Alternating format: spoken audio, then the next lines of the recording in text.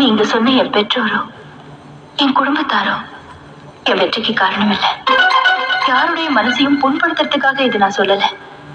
ஏன்னா கைக்குலுக்கி பாராட்டவங்களை கூட நம்ம மறந்துடலாம், ஆனா கை தூக்கி விட்டவங்கள நம்ம மறக்க கூடாது இல்லையா?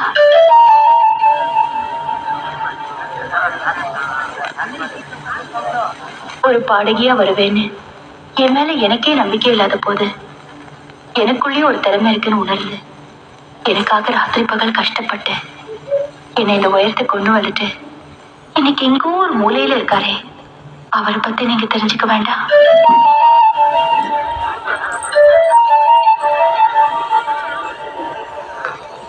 ஒரு காலத்துல திருடனா இருந்த அவரு வால்மீகி மாதிரி தான் வருவாருன்னு நினைச்சேன்.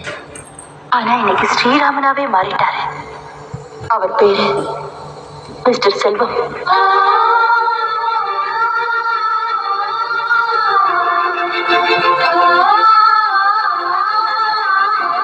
எனக்காக கட்டப்பட்ட ஒவ்வொரு கைத்தட்டலும் அவருக்கு தான் கிடைக்கணும். இன்னைக்கு கழுத்துல விழுற ஒவ்வொரு மாலையும் அவர் காலுக்கு தான் போய் சேரணும்.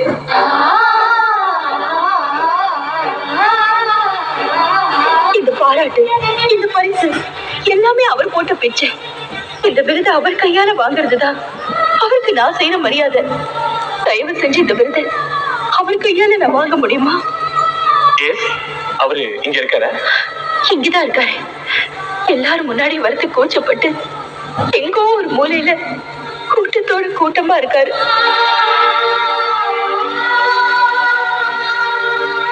மிஸ்டர் செல்வம், தயவு செஞ்சு மேடைக்கு வாங்க.